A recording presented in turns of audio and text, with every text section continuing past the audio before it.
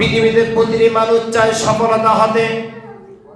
পৃথিবীতে এমন কোন মানুষ আপনি খুঁজে পাবেন না যারা ব্যর্থ হতে চায়, যারা ব্যর্থতার গ্লানি নিয়ে কবরে যেতে চায়, ব্যর্থতা নিয়ে তার পরিবারের কাছে যেতে চায়, এমন একজন মানুষ আপনি খুঁজে পাবেন না, ঠিক কিনা? যে যার অবস্থানে আছে সে চায় তার অবস্থান থেকে সফলতার চূড়াতে কিভাবে পৌঁছা যায়, সফলতার সিঁড়ি 1 ধাপ 2 ধাপ 3 ধাপ এগিয়ে কিভাবে 1 পা 2 পা করে সামনে অগ্রসর হওয়া যায়। পৃথিবীর প্রতিটি মানুষের টার্গেট হচ্ছে সফলতা হওয়া। পৃথিবীর কোনো মানুষের টার্গেট নাই ব্যর্থতা লাভ করা, ঠিক কিনা? আমরা অনেকে ভাবি যার কাছে রাষ্ট্রীয় ক্ষমতা আছে, যার কাছে প্রশাসনিক ক্ষমতা আছে, যার কাছে সামাজিক ক্ষমতা আছে, পেশি শক্তি আছে, সে ব্যক্তি সফল। মূলত সে ব্যক্তি সফল নয়, সে ব্যক্তি সফল নয়। সফলতার মানদণ্ডের নাম হচ্ছে ঈমান। চিৎকার দিয়ে বলছি আল্লাহু আকবার। ক্ষুদ্রময় আলোচনা যদি বুঝে থাকেন তো ভাবতেন সফলতার মানদণ্ডের নাম কি? ঈমান। আওয়াজ করে কথা বলি, সফলতার মানদণ্ডের নাম কি? ঈমান। যে ব্যক্তির ঈমান নামক দৌলত আছে, যে ব্যক্তি আল্লাহর প্রতি তাওহীদ বাদে বিশ্বাসী, যে ব্যক্তি নবী মুহাম্মদুর রাসূলুল্লাহ সাল্লাল্লাহু আলাইহি ওয়াসাল্লামের আদর্শে বিশ্বাসী, সে ব্যক্তি মূলত সফলতার চূড়াতে পৌঁছতে পারবে। চিৎকার দিয়ে বলছি সুবহানাল্লাহ। আল্লাহ সুবহানাহু ওয়া তাআলা ধীরে ধীরে সফল মানুষ কারা তার বর্ণনা দিয়েছেন। আমরা কুরআনুল কারীম যদি খুলি, সূরাতুল বাকারার শুরুর দিকে আল্লাহ তাআলা বলেন, আল্লাযীনা ইউমিনুনা বিল গায়ব ওয়া ইউকিমুনাস সালাহ ওয়া মিম্মা রাযাকনাহুম ইউনফিকুন। আল্লাহ তাআলা চমৎকার ভাবে বলেছেন, আল্লাযীনা ইউমিনুনা বিল গায়ব ওয়া ইউকিমুনাস সালাহ ওয়া মিম্মা রাযাকনাহুম ইউনফিকুন। এই একটি আয়াতের মধ্যে সফলতা হবে কারা, তাদের 3টি পরিচয় তুলে ধরেছেন। আল্লাহ তাআলা বলেন, আল্লাযীনা ইউমিনুনা বিল গায়ব, যারা গায়বের প্রতি বিশ্বাস স্থাপন করবে, অদৃশ্যের প্রতি যারা বিশ্বাস স্থাপন করবে, তারা সফলতা লাভ করতে পারবে। চিৎকার দিয়ে বলছি সুবহানাল্লাহ। আপনাদের কাছে আমি জানতে চাই, আপনারা ডানে যারা রয়েছেন, বামে যারা রয়েছেন, সবাই জ্ঞানী মানুষ, গুণী মানুষ, বিজ্ঞময় মানুষ, আপনাদের কাছে জানতে চাই, আমরা জান্নাত দেখছি কি দেখি নাই? জান্নাত কি দেখেছি? আমরা জান্নাত দেখি নাই।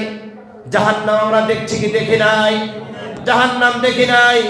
পরকালে আযাব হবে এটা দেখছি কি দেখি নাই? কিন্তু বিশ্বাস করছি কি করি নাই? এই যে অদৃশ্যগুলো রয়েছে, যেগুলো আমরা দেখি নাই, সেগুলোর প্রতি বিশ্বাস স্থাপন করেছি।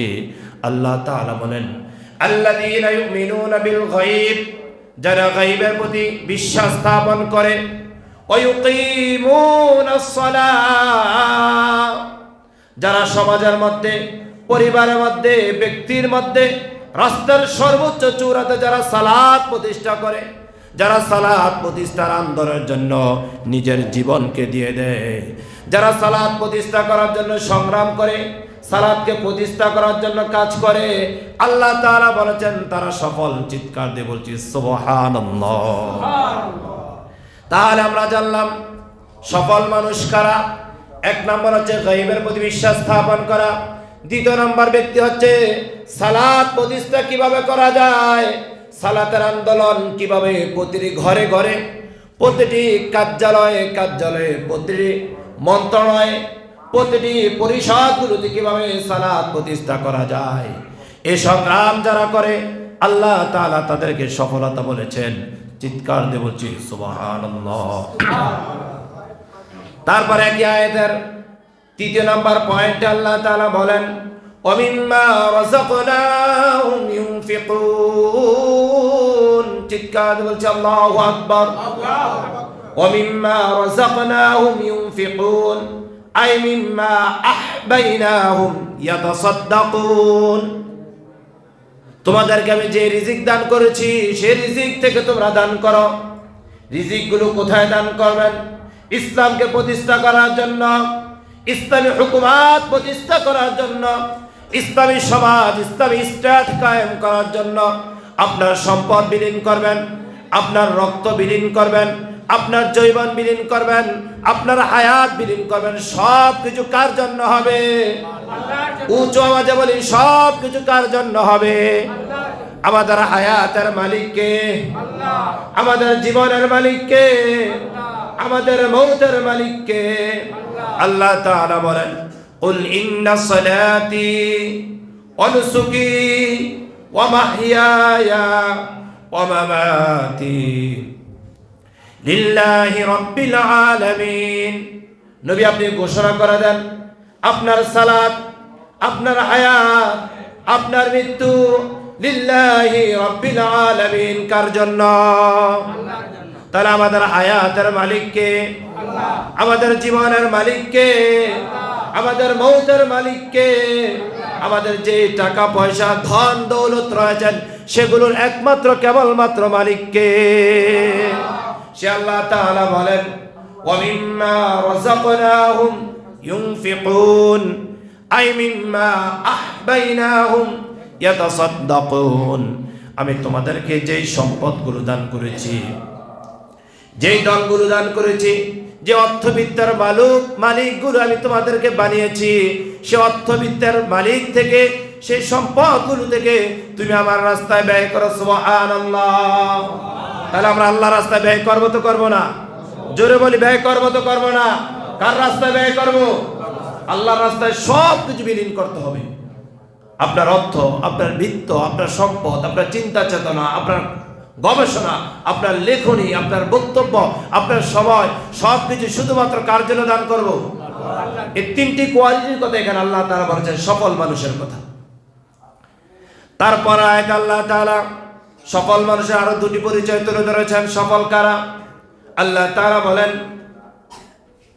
ওয়াল্লাযীনা ইউমিনুনা বিমা উনজিলা ইলাইক ওয়া মা উনজিলা মিন ক্বাবলিক। বলছি আল্লাহু আকবার। ওয়াল্লাযীনা ইউমিনুনা বিমা উনজিলা ইলাইক ওয়া মা উনজিলা মিন ক্বাবলিক। আমি আমার হাবিবের উপরে যে কিতাব নাজিল করেছি, যেই গ্রন্থ আল কুরআনুল কারীম নাজিল করেছি, সেটার প্রতি তোমরা বিশ্বাস স্থাপন করো, সেটার প্রতি তোমরা আত্মনিয়োগ হও, সেটার প্রতি তোমরা আস্থা রাখো, সেটার প্রতি বিশ্বাস স্থাপন করো।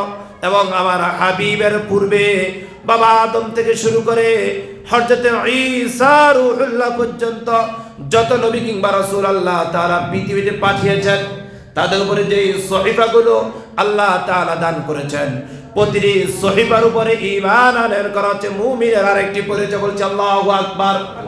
সফল মানুষের আরেকটি পরিচয় আপনাদের কাছে আমি জানতে চাই, আমরা কোরআনের আইন বিশ্বাস করি কি করি না? উঁচু আওয়াজে, কোরআনের আইন বিশ্বাস করি কি করি না? কোরআন আমাদের সংবিধান হোক, এটা মনে প্রাণে বিশ্বাস চাই কি চাই না? উঁচু আওয়াজে বলি, চাই কি চাই না? তাহলে যারা কোরআনে আন্দোলন করতে চায়, কোরআনে আন্দোলন নিয়ে কবরে যেতে চায়, কোরআনে আন্দোলন করতে গিয়ে সম্পদ বিলীন করতে চায়, আয়না করে ঢুকেছে, রক্ত দিয়েছে, চোখের পানি টপ টপ টপ টপ করে যারা জড়িয়েছে, তাদের সাথে আমরা থাকতে রাজি আছে নাকি নাই? আজকে সকালে ভোরবেলায় বাংলাদেশের নন্দিত এক আলেম হযরত মাওলানা মুফতি মুশতাকুন নবী কাসেমী হাফিজাহুল্লাহর ছোট্ট ভাই একটি বক্তব্যের ক্লিপ আমি শুনছিলাম। ছোট্ট ক্লিপ যতবার শুনেছি, কথা আমি তার কাছ থেকে অনেকবার শুনেছি। সে বলেছেন, আমি নিজেও আয়না করেছিলাম। মুশতাকুন নবী কাসেমীর যারা প্রোগ্রামগুলো শুনেন, তিনি বিশেষ করে আমলের কথা বলেন, জান্নাতের কথা বলেন, জাহান্নামের ভয়ের কথা বলেন, আল্লাহওয়ালা কিভাবে হওয়া যায় সেই কথাগুলো বলেন। দেশ দুনিয়া সম্পর্কে নরমালি তত বেশি কথা তিনি বলেন না। এরকম একজন আল্লাহর ওলি, এরকম একজন দ্বীনের দাঈ, যিনি তাওহীদের কথা বলেন, জান্নাতের কথা বলেন, জাহান্নাম থেকে মানুষগুলোকে ফিরিয়ে আনার কথা বলেন। তিনি বলছেন, আমি যখন আয়নাগরে ছিলাম, দীর্ঘদিন ধরে জেলে যখন ছিলাম, আমাকে কত নির্যাতন করা হয়েছে, কত নিপীড়ন করা হয়েছে, সেটা আমি ভাষায় বোঝাতে পারবো না। কয় এমন কোনো মুহূর্ত নাই, এমন কোন একটি সময় ছিল না যেই সময় আমার চোখ থেকে টপ টপ টপ টপ করে পানি পড়তো না। কয় রাতে যখন কারাগারের মধ্যে নির্জনে ঘুমিয়ে যেতাম, ডান থেকে বাম থেকে সামনের থেকে পিছন থেকে বারবার উঁচু শব্দে কান্নার আওয়াজ শুনতাম, আর অন্তরটা ফেটে যেত। আমি নিজেও কান্না করতাম, আর চতুর্দিক দিয়ে কান্নার আওয়াজ আসতো। আমরা কাউকে কোনো কথা বলতে পারতাম না, কোনো অবস্থার আমাদের ছিল না। মুস্তাকুন নবী কাসিমের হাফিজাহুল্লাহর ছোট্ট ভাই ক্লিপ থেকে আমি শুনেছি, উনি বলেছেন, আপনারা জানেন না কত হাজার হাজার টন চোখের পানির বিনিময়ে আল্লাহ সুবহানাহু ওয়া তাআলা এই বাংলাদেশ থেকে ফ্যাসিস্টদেরকে তাড়িয়েছেন। আপনারা চিন্তাও করতে পারবেন না, ঠিক কিনা? আমি হাজারো বার বলেছি, শত সহস্রবার বলেছি, যে জালিমরা উলামায়ে কেরামদেরকে কষ্ট দিয়েছে, নির্যাতন করেছে, নির্যাতন ইস্তিমরার চালিয়েছে, তারা ধ্বংস হওয়ার পিছনে অন্যতম কারণ ছিল উলামায়ে কেরামদেরকে নির্যাতন করা, নিপীড়ন করা, নিষ্পেষ করার জন্য সংগ্রাম করা, ঠিক কিনা? আল্লাহ তাআলা এই জন্যই তাদের ইতিহাস এবং ঐতিহ্য আকাশ চুম্বি থেকে মাটির সাথে ধূলিসাৎ করে দিয়েছেন। পৃথিবীর কোন জালিমকে আল্লাহ তাআলা ছাড় দেয়, কিন্তু ছেড়ে দেয় না। নমরুদ থেকে শুরু করে, ফেরাউন থেকে শুরু করে, আবু জাহেল থেকে শুরু করে আজকের অদ্যাবধি পর্যন্ত যারা ফেরাউনের ইতিহাস ঐতিহ্যের মতন তাদের নিজের সম্রাট ঘোষণার চেষ্টা করেছেন, ক্ষমতা ঘোষণার চেষ্টা করেছেন, আল্লাহ তাআলা কাদেরকে ওইভাবে সম্মানিত করেন নাই, লাঞ্ছিত করেছেন, ঠিক কিনা?